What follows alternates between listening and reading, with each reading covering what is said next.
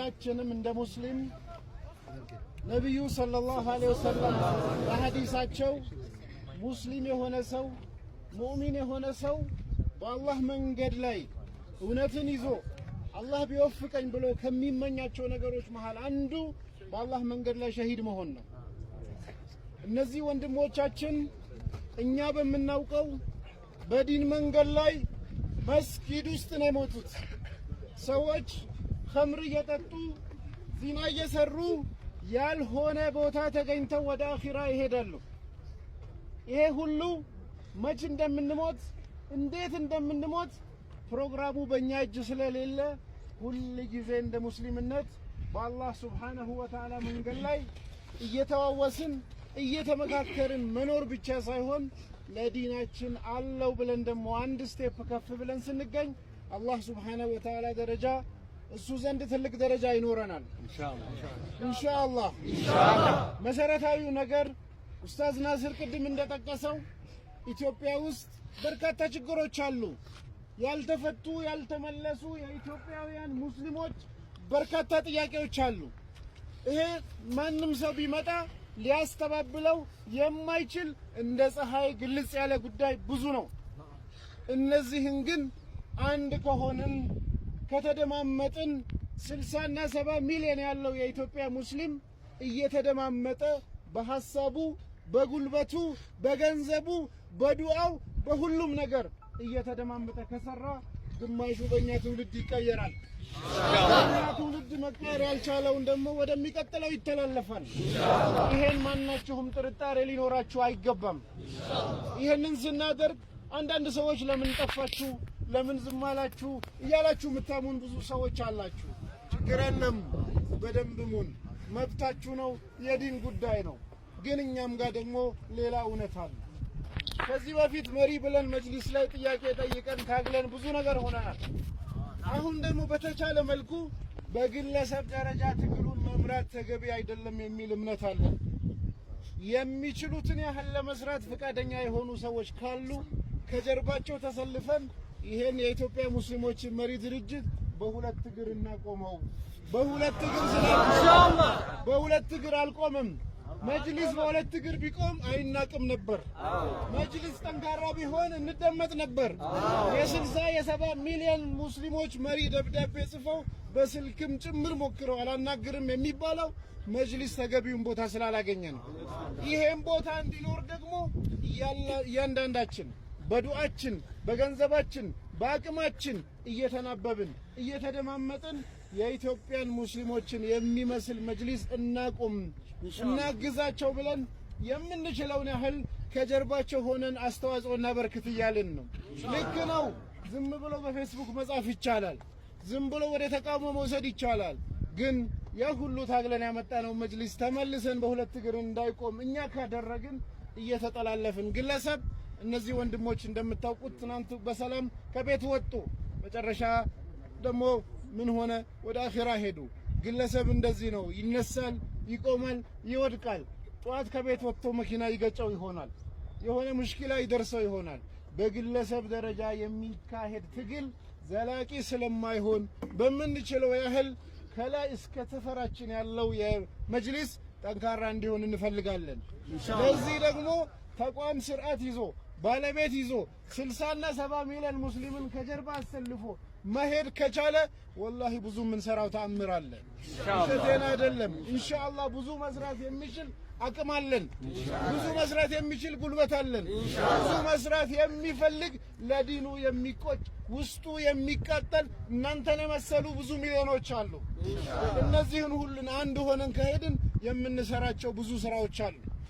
ይሄን አስተዋጽኦ ለማድረግ ዝግጁ ናችሁ? ኢንሻአላህ ዝግጁ ናችሁ? ኢንሻአላህ ይሄን እውነት መሆኑን የምናረጋግጠው አንድም ዛሬም ይሁን ከዚህ ስንወጣ ካሁን በኋላ በሚኖሩንም የተለያየ እንቅስቃሴዎች ሶሻል ሚዲያ ላይ እውነትም ውሸትም ይጻፋል። እኛን መረማመጃ ማድረግ የሚፈልግ ብዙ አካል አለ።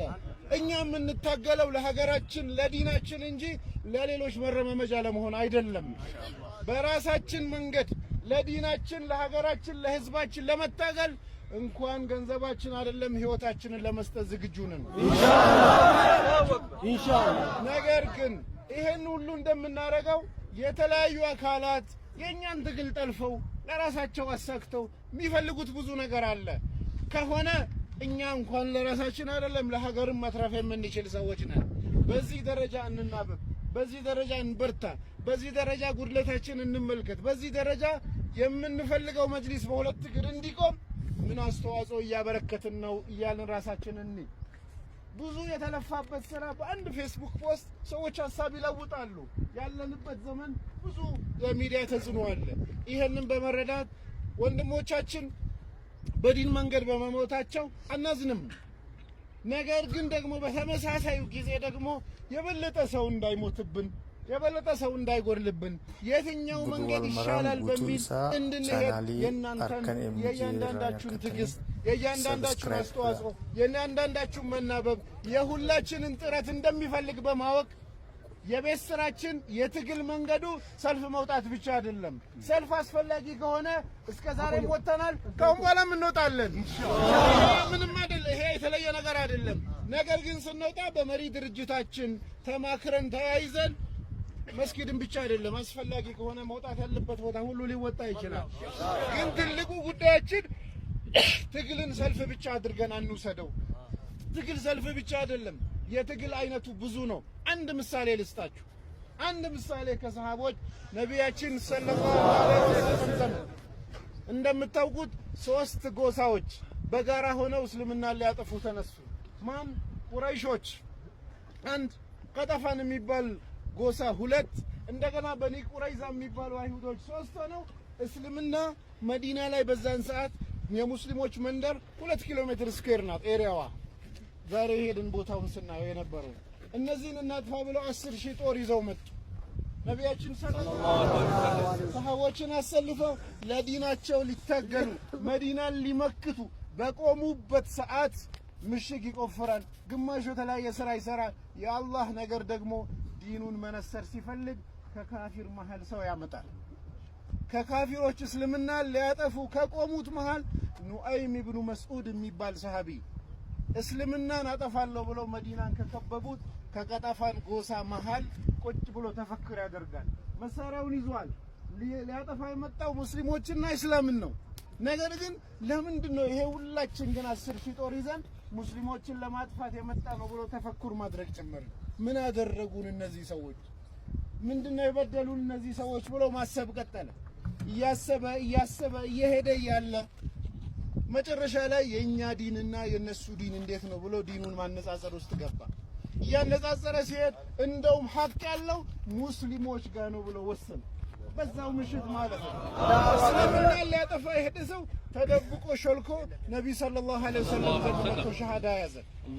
ነቢ ሰለላሁ ዐለይሂ ወሰለም ጋር ከናንተ ጋር ሆኜ ትናንት እስልምና ሊያጠፋ የተሰለፈ ሰው ዛሬ እስልምና ሊነስር አብሬያችሁ ልታገል አለ።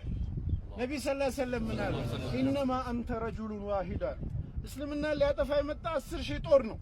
ከ10,000 ጦር መርሃ አንድ ሰው ነው ሰልሞ የመጣ አብሬያችሁ ልታገል ሲል ነቢ ሰለላሁ ዐለይሂ ወሰለም ምን አለ?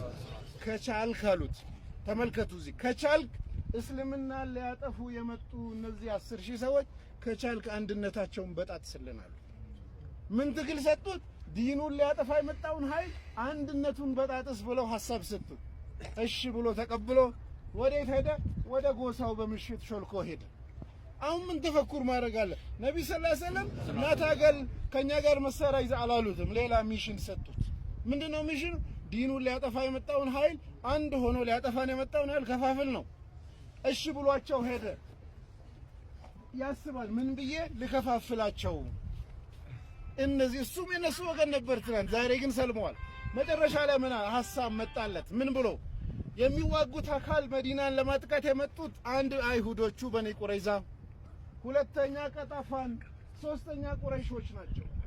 የነሱን ኃይል አስተላለፍ አየና ወደ ማን ሄደ?